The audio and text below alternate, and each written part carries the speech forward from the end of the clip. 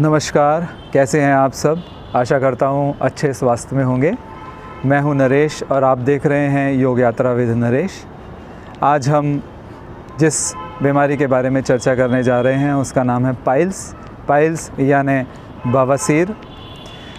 ये बीमारी 60% लोगों को कभी ना कभी अपने जीवन काल में इसका सामना करना पड़ता है, इसलिए इस बीमारी की चर्चा करना और भी आवश्यक हो जाता है। 60% जनसंख्या बहुत बड़ी होती है, इसलिए इसके बारे में आज हम चर्चा करेंगे।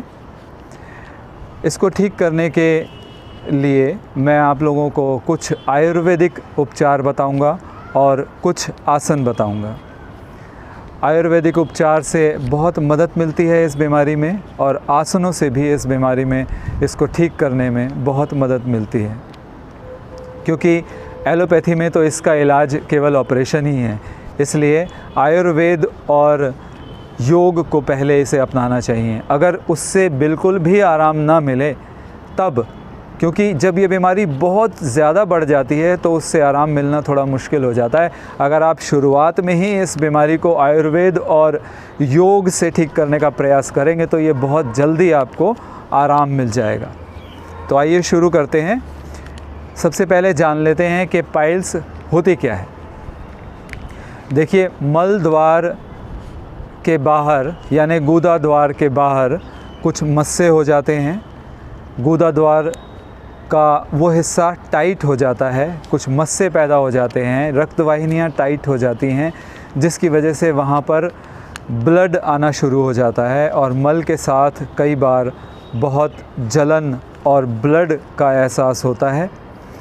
वहाँ पर सूजन आ जाती है, जिसकी वजह से बहुत ही ज़्यादा परेशानी का सामना करना पड़ता है। तो इसे हम पाइल्स या बवासीर कहते हैं। ये दो तरह की होती है। एक तो खूनी बवासीर, जिसके अंदर के दर्द कम होता है मगर ब्लड ज़्यादा आता है, मल के साथ काफ़ी सारा, कई बार तो पिचकारी के जैसे खून आता है, इसको खूनी बवासीर कहते हैं। और दूसरी एक होती है बादी बवासीर। बादी बवासीर अक्सर मोटे लोगों में देखने को मिलती है और कब्ज़ इसका मुख्य कारण होता है। जिनको कब्ज़ ज़्यादा रहती है उनकी रक्तवाहिनियाँ टाइट हो जाती हैं, मल हार्ड हो जाता है, और जब वो मल निष्कासित करते हैं तो उन्हें ज़्यादा ज़ोर लगाना पड़ता है, जिसकी वजह से रक्तवाहिनियाँ पहले से ही हार्ड होती हैं, जिसकी वजह से गुदा द्वार में कुछ क्रैक्स आ जाते हैं, जहाँ से कि खून निकलना शुरू हो जाता है, ज़ख़म हो जाता है, कुछ मस्से हो जाते हैं जो कि बाहर की ओर भी लटक जाते हैं। तो मल त्याग करते समय तो उनको दर्द होता ही है, लेकिन बाद में भी उनको बहुत दर्द का सामना करना पड़ता है। इसकी वजह से इसे बादी बवासीर कहते हैं। अब जान लेते हैं कि इसके कारण क्या हैं। पहला कारण तो जो है वो ये कि जिन लोगों को खड़े खड़े बहुत काम करना पड़ता है, बहुत देर तक जो खड़े खड़े काम करते हैं, जैसे बस कंडक्टर हैं, जैसे ट्रैफिक हवलदार हैं, ट्रैफिक पुलिसमैन हैं, जिनको कि सारा दिन बहुत देर तक खड़े खड़े काम करना पड़ता है, उनको इस समस्या का सामना करना पड़ सकता है। दूसरा, मोटापा और कब्ज़, ये दो इसकी बहुत मुख्य कारण हैं। मोटापा और कब्ज़ होने की वजह से भी आपको पाइल्स का सामना करना पड़ सकता है। तीसरा, आपको अगर आप बहुत ही भोजन में तला हुआ और बहुत ही मसालेदार भोजन लेते हैं, उसकी वजह से भी आपको कब्ज़ की वजह से, उसकी वजह से भी आपको पाइल्स का सामना करना कारण है। शौच ठीक से ना होना, धूम्रपान का अधिक सेवन करना, मदिरा पान करना, आलस्य रहना, शारीरिक गतिविधियां ज़्यादा ना होना, बैठे बैठे काम करते रहना, ये बहुत से कारण हैं जिनकी वजह से आपको पाइल्स हो सकती है, बवासीर हो सकती है। अब थोड़ा सा आयुर्वेद के बारे में बात कर लेते हैं कि आयुर्वेद के द्वारा आप कैसे इस परेशानी में सहायता आप ले सकते हैं। तो इसमें सबसे पहले आप एलोवेरा का इस्तेमाल करने का प्रयास करें। 200 से 250 ग्राम एलोवेरा आप दिन भर में खाएं, जिससे कि आपको कब्ज़ में राहत मिलेगी, मल त्याग करने में आसानी होगी। एलोवेरा का जेल आप गुदा में भी लगा सकते हैं, मस्सों पर भी लगा सकते हैं, जिससे जलन और सूजन में आपको बहुत ही राहत मिलेगी। दूसरा है सेब का सिरका। सेब का सिरका रक्त वाहिनियों को सिकोड़ने में बहुत मदद करता है। तो खूनी बवासीर में आप दिन में 2 बार 1 गिलास पानी में 1 चम्मच सेब का सिरका डालकर पिएं तो खूनी बवासीर में आपको बहुत आराम मिलेगा। बादी बवासीर में आप रुई के फाये में इसे लगाकर आप गुदाद्वार में कुछ देर के लिए 15 मिनट के लिए रख सकते हैं, जिससे आपको जलन और सूजन में और खुजली में बहुत आराम मिलेगा। तीसरा, इसमें जैतून का तेल भी आपकी बहुत सहायता कर सकता है। जैतून के तेल को फाये में लगाकर आप इसे मस्सों पर लगा सकते हैं, जिससे जलन और सूजन में आपको बहुत राहत मिलेगी और धीरे धीरे ये ठीक हो जाएंगे। बादाम का तेल भी आपकी इसमें बहुत मदद कर सकता है। बादाम के तेल को भी आप मस्सों पर लगा सकते हैं, जिससे कि आपको इसकी जलन में, इसकी सूजन में और इस परेशानी में काफ़ी राहत मिलेगी।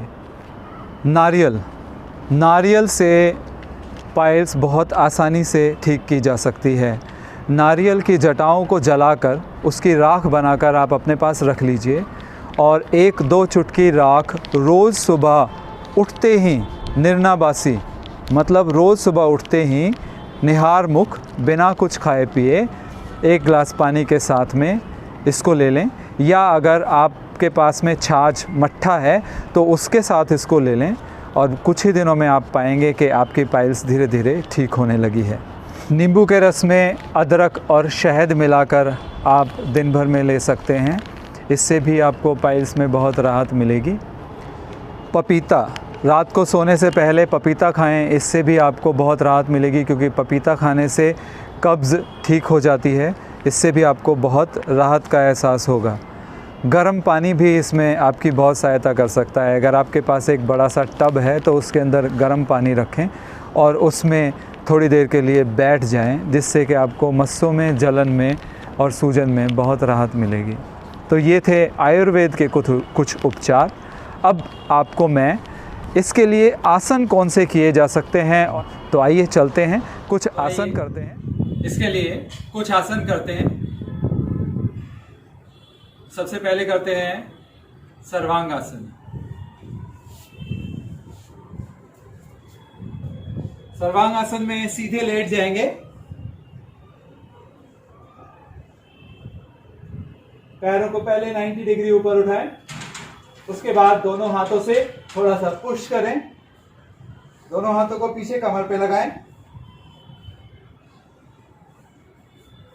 और अपने आप को सीधा ऊपर उठा दें।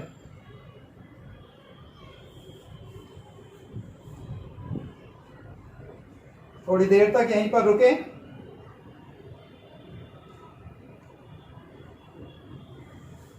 पीछे जाएं, धीरे से वापस आ जाएं।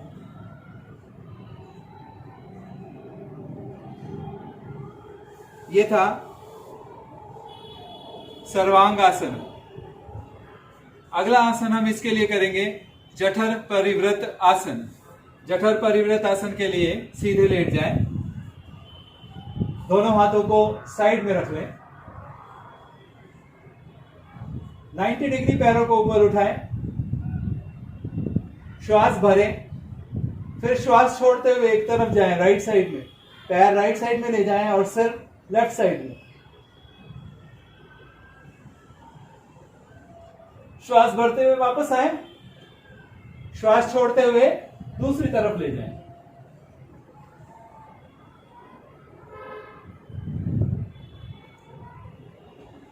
श्वास भरते हुए वापस। किसी से अगर ये नहीं होता है तो वो पैरों को मोड़कर भी कर सकता है। पैर मोड़े, इस तरह से रखें, श्वास छोड़ते हुए इधर, श्वास भरते हुए वापस और श्वास छोड़ते हुए दूसरी तरफ। वापस आ जाए, रिलैक्स करें।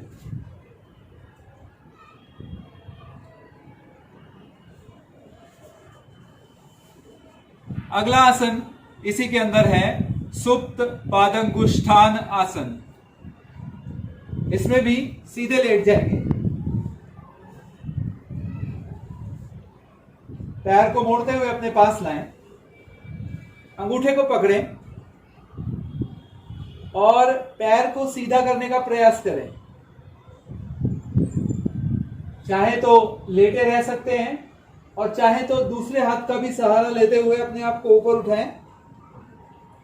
श्वास छोड़ें,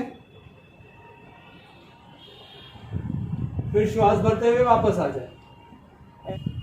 अगला आसन करेंगे शलभ आसन। शलभ आसन में पेट के बल लेट जाएंगे,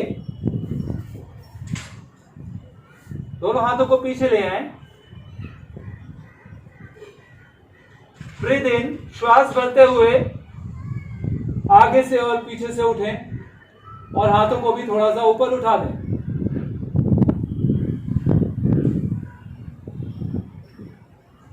श्वास छोड़ते हुए वापस।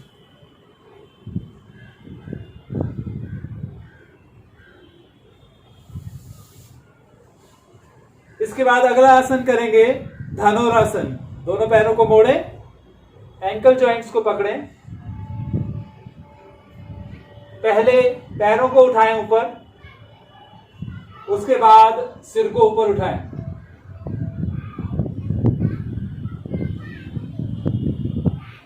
फिर धीरे से वापस आ जाएं।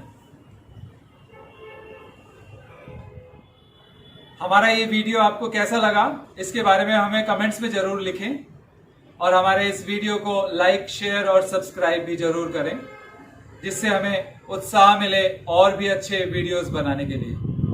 तो अगले वीडियो में मिलते हैं, तब तक के लिए नमस्कार।